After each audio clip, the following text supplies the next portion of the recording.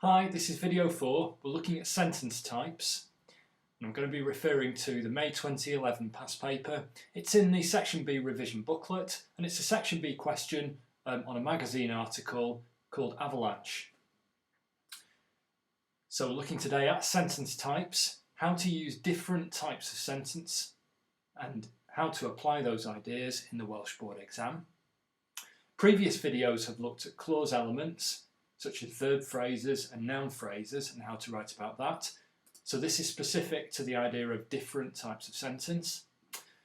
Now, the article Avalanche is written for a specific target audience, for the Great Outdoors magazine, and it describes a real life experience. It's a real life story as part of the general process of writing a feature article. So this particular text then, targeted towards people who might read an outdoor magazine, describing a dangerous experience, an ice climbing experience, probably not something that many of the target audience would even have got close to, but nevertheless an experience that they'd be interested in. They might be looking to learn from the experience of other climbers and mountaineers when they read it. And in terms of the focus of the question, it's a specific language focus. So we're asked to concentrate on the use of language to convey the emotions of the writer. So it's about how the writer shares his emotions in that experience in order to engage interest, inform the target audience. Now I'm going to begin by just referring to one sentence from later in the passage, just to illustrate the idea of sentence types. So here's the sentence, and it is, "We knew the stats. One of the writer's colleagues has disappeared in an avalanche." And this is describing his feelings in the seconds after they realise that he's gone missing. "We knew the stats" is the sentence. And this just illustrates the different levels that you could comment on. For example, you could comment on the fact that a pronoun is used, a word, and that's what we call the word level. So a pronoun is used there to share the experience that the writer and others in his group have had. You've got the use of the next level of analysis, which is phrase. In this case, the noun phrase, the stats, is used. And the implication there is that their colleague Mike is in danger, and they knew the danger because they'd done the preparation, they were experienced climbers. But there's also a suggestion that despite all that experience, the accident has happened. So a real life situation like that is very different to what you might expect when you're reading about it. The next level of analysis is called clause level analysis. Now a clause is a single unit of grammar containing a main verb. In this case the main verb is knew. So you've got a pronoun we, a main verb knew, and a noun phrase the stat. And that all goes together to make up what we call a main clause, a single unit of grammar. Now, in order to classify sentences, you need to be able to recognise how many clauses are in the sentence.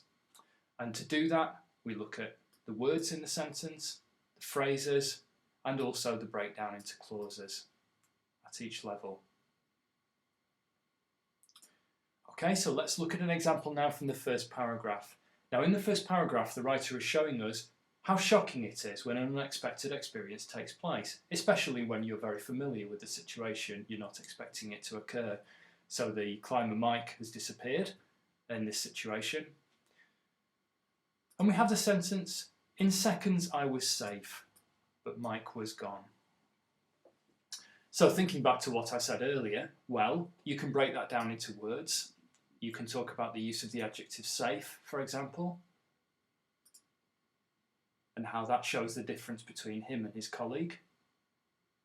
And you can also look at phrase level. So for example, in seconds, an adverbial of time, showing how quickly they've gone from a typical climbing situation to a life and death situation using that adverbial of time.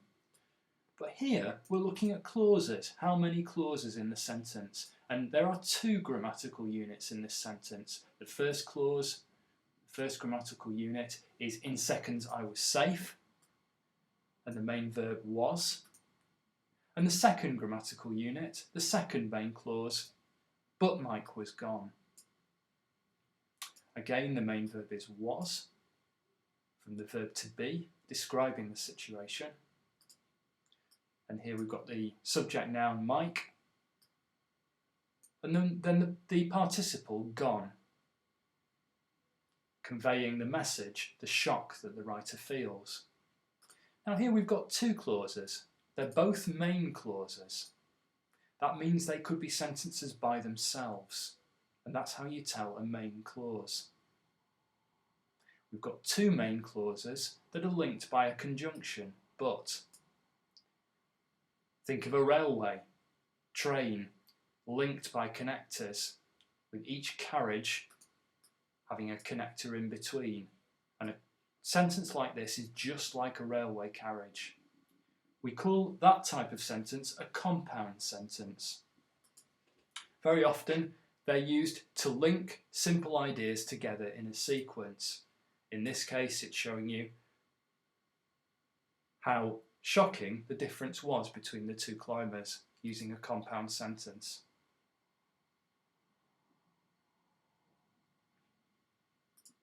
From the same paragraph, a very contrasting sentence is shown here.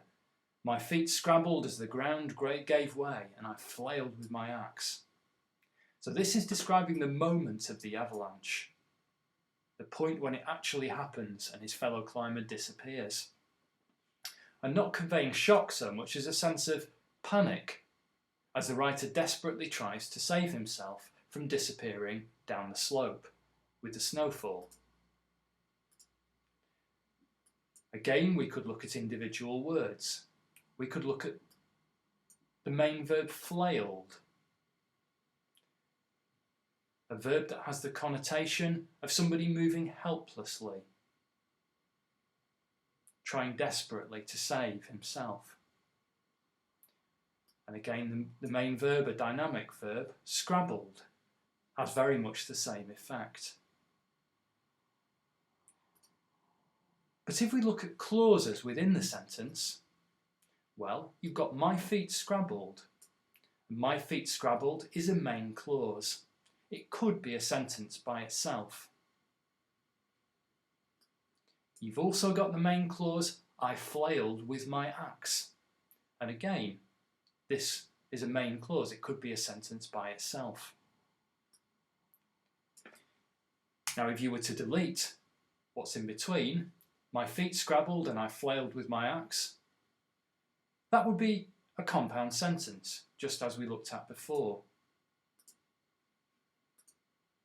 But here, we've got an extra clause. This is called a subordinate clause, as the ground gave way. As the ground gave way could not be a sentence by itself. It's what we call a subordinate clause. And subordinate clauses are linked in to a main clause to give more information about them. In this case, the writer's telling us what happened as the avalanche was beginning, showing the connection between that event and his own behaviour, how he was panicking, trying to save himself as a result of the snowfall. And so a subordinate clause is used to do that, to give us that connection, to show that it's because of the avalanche that he's behaving in that way. And as the ground gave way is a subordinate clause. It's used exactly in the same way as an adverb would be. So, for example, the writer could have used the adverb desperately, but he hasn't. He's used the subordinate clause as the ground gave way to show us the connection between the avalanche and his own reaction.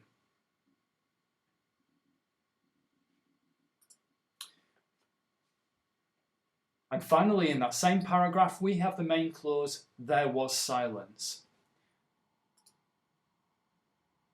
Now, in the previous example that we looked at, this is a complex sentence.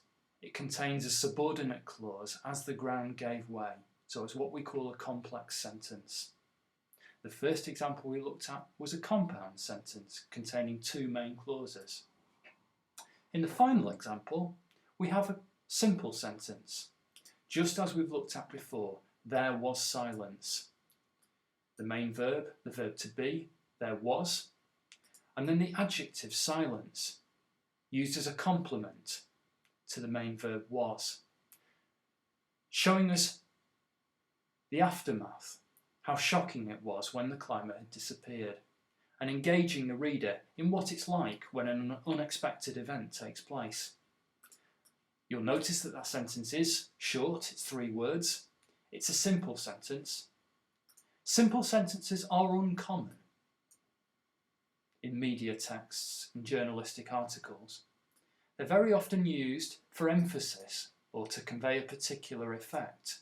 And here, the simple sentence, there was silence, is very effective because it shows just how shocking the disappearance of the climber was to his colleagues. To sum up, we've looked at 3 different sentence types. We've looked at a compound sentence connected by the conjunction but with 2 main clauses. We've looked at a complex sentence containing a subordinate clause and also main clauses, conveying some more complex ideas and events. And we've looked at a simple sentence used for effect.